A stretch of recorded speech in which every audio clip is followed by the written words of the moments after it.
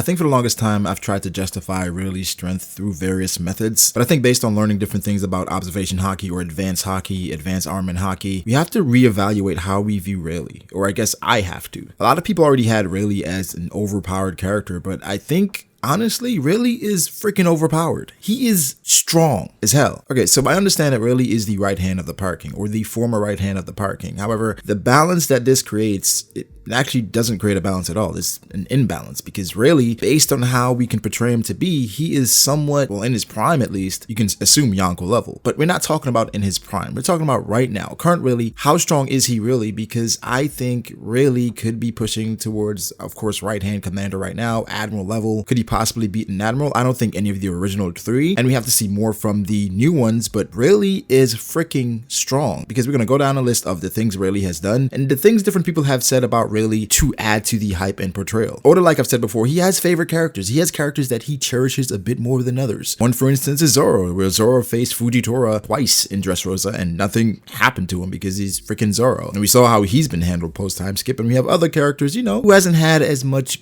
great portrayal as one would think. I guess through our eyes, how we're viewing it, because I'm sure for Oda, he's just writing his story. But for Rayleigh has had a considerable amount of hype every single time, right? And of course, there is an appeal to him that we love and that we like, based on the fact that he's not only the right hand of the Pirate King, but he's Luffy's mentor. He's the person that somewhat got Luffy to where he is now. Of course, Rayleigh did not teach him all of the advanced techniques that he knew, but he gave him a solid foundation, and based on that, Luffy has been growing from it. Honestly, outside of Gold Roger, there was probably nobody better to train Luffy, and of course Gold Roger's dead, so I can't think of anybody better. Maybe Shanks, who could have trained Luffy, but of course it would mess with the narrative, because for Shanks, he didn't want to meet Luffy until he became a great pirate. So then, yeah, Rayleigh was the perfect person to train Luffy. Some people call it contrived, convenient, whatever, but I think it's apt. Luffy needed this training. If he was going to be the one to surpass Roger, or to be the next Pirate King in this era of warring pirates, he needed a mentor, and Rayleigh was that. He fit the bill for him. But let's look at how strong Rayleigh is, because there's a lot of things pointing to him being just overpowered, and I think based on what we've seen from other commanders, Rayleigh is a notch above. I mean, a lot of people even view Rayleigh currently, in his old age, stronger than every current commander, even Ben Beckman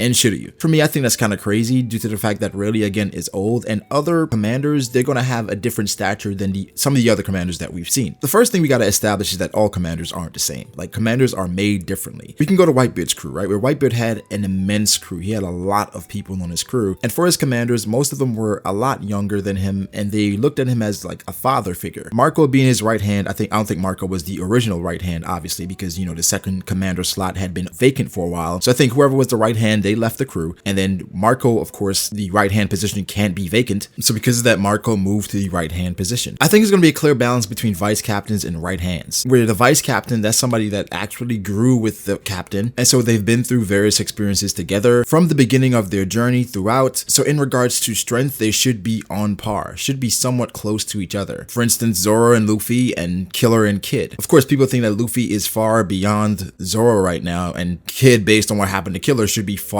beyond him. However, I think as the story progresses and we get towards the end, it's going to show itself as Zoro and Luffy being somewhat close, as well as Killer and Kid. So for the vice captains, of course, Rayleigh, the Ben Beckmans, the Zoros, they're going to be closer to their captains than just right hands, such as Katakuri and Marco, in which they are the current right hands, but they were not at the beginning of their captains' journeys. And of course, I'm talking about Whitebeard and Big Mom. And for Rayleigh, people always complain that I compare Rayleigh to Yonko commanders, when Rayleigh is the right hand of the Pirate King, and that's fair. Of course, at the end of it, Rayleigh is the right hand of the Pirate King. However, he was not always the right hand of the Pirate King. At some point, he was just the right hand of Gold Roger. And Gold Roger, of course, I think it's semantics, because if Gold Roger existed in this era, if Whitebeard can be a Yonko, Gold Roger would be a Yonko as well. Of course, it's different because Gold Roger actually achieved and found the One Piece, but we know Whitebeard didn't want it. It's a weird thing, but I'm talking about just strength-wise. Whitebeard was a Yonko, and he was that strong, so Gold Roger could be Yonko as well. That's why I say Rayleigh could be a Yonko commander. That's why I compare him to these people. But Rayleigh is very strong for his position. And again, I guess his position, the strength is not set in stone. It varies. varies, right? Because it depends on the crew, it depends on the captain, it depends on what the captain needs, and honestly, how you round out the strengths of each Yonko, it's all about perspective. So for Kaido's crew, they have insane bounties, and they seem to be very top heavy, so you could assume Kaido's commanders or his calamities are stronger than the other Yonkos. One-on-one bet on Kaido could be passed down to his crew as well, where he feels like his crew is just that strong, where just him and his crew, they can go against anyone, and his calamities or his flying six, whomever. With Shanks, of course, he grew with Ben Beckman and his commanders. Ben Beckman is actually older than Shanks, and so you expect Ben Beckman to be really powerful, as well as Yasop and Lucky Roo, and Lucky Roo is actually the fighter of the crew, so you expect a lot from those guys. With Blackbeard, he just recruited a lot of his strongest members. Aokiji's not officially a member of the crew, but if he did become a member of the crew, of course, he would be the strongest quote-unquote commander, but he's just working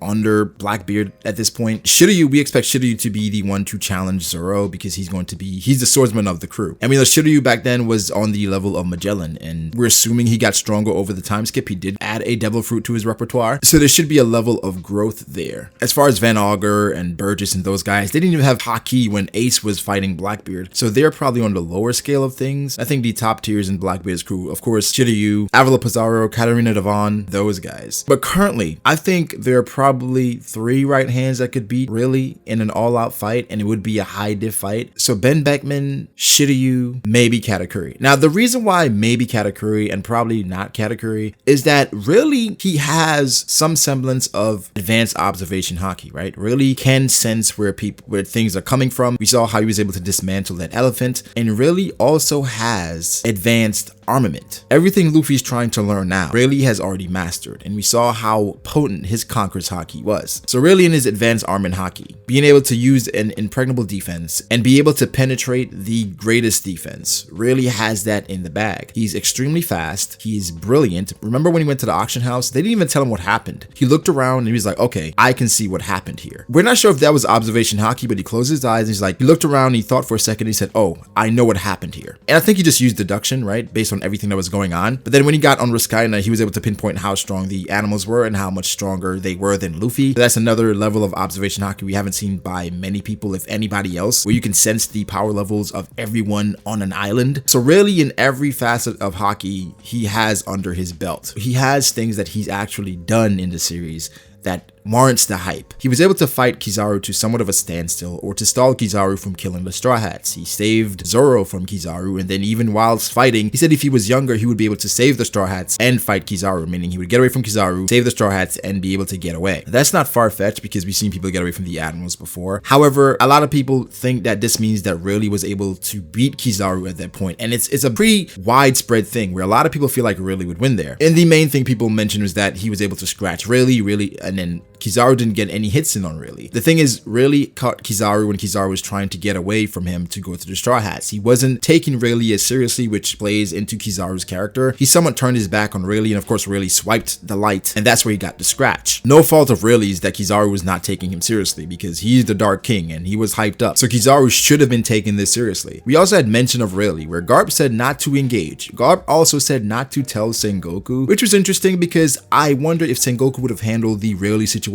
differently. There was intel of where Rayleigh was, but Garp said not to tell Sengoku, and that we're not in a position to engage with 2 legends at one time. Of course, those legends are Whitebeard and Rayleigh, and people assume that that means that Rayleigh is on the level of Whitebeard. As a legend, yes, but I don't think Rayleigh was as strong as Whitebeard, no. I think what Garp meant is that engaging with someone like Rayleigh, not knowing what allies he would have on Sabaody Archipelago, if we're assuming Shaki to be an ally, which she is, and she was a strong pirate back in the day, we are assuming she was a part of Rocks, you don't engage in these circumstances without preparation. Kizaru, when he first showed up to Sabaody, he was destroying mangroves. They're like, yo, you can't do that, Kizaru. Take it back. There are civilians here. So to capture someone like Rayleigh, it would take an all-out effort, right, to capture him. And of course, you're not sure what allies would be around. He is a member of the Roger Pirates. You have to prepare for every possible scenario. I'm not sure if they know where Scopper is, some of the other members. Does Shanks show up if Rayleigh is going to be apprehended? It's a lot of variables there that the Marines have to take into consideration. You have to evacuate the area, especially if someone like Akainu is involved. So it's a lot that goes into it, but regardless, there was no way they're going to be preparing for someone like Whitebeard and all of his entire fleet and allies, and also Rayleigh, the right hand of the Pirate King. I don't have a problem with Rayleigh being that strong. I promise you I don't. It's just an issue when it comes down to balance of the crews, the Yonkos from back then, or Roger, Shiki, Whitebeard. I'm sure there are other people warring, but those are the prominent three. Whitebeard, until we find out who that other commander was, if there was another commander, I think is context clues hinting that there was another commander for Whitebeard. Roger's crew is far and away the best crew, and Rayleigh is probably the X factor on Roger's crew. If you have a right hand that's that strong, going against any other right hand, he's dominating. Right? He should be dominating based on prime Rayleigh and where we see him to be now. But for people, they say it's a balance, right? Where Shiki had an entire fleet and Whitebeard had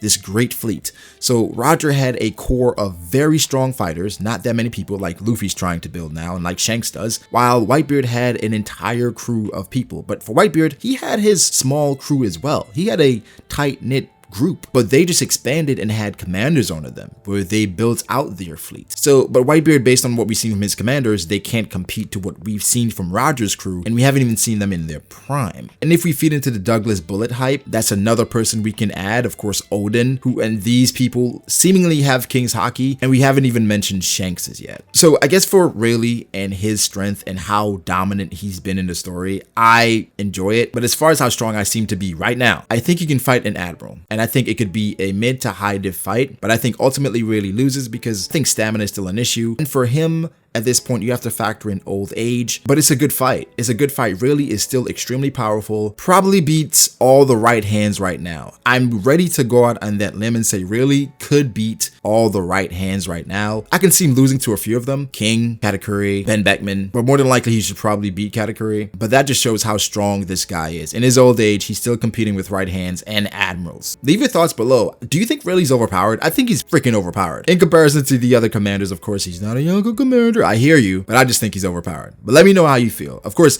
he's the Pirate King's crew member, but Whitebeard is on the same level. Whitebeard just didn't want the One Piece. Pirate King level isn't necessarily a level because the One Piece doesn't give you more power. You just get the One Piece. Roger never even fought Big Mom. He evaded her. But anyway, let me know what you think. Is Rayleigh overpowered? Do you think it's an accurate assessment of where Pirate King's commander should be? If so, did Whitebeard drop the ball as far as his commanders? Or is it just a portrayal thing? Let me know how you feel. Like the video, be sure to subscribe for more content like this. Thank you guys so much for your support, and I'll catch you in the next one. Peace.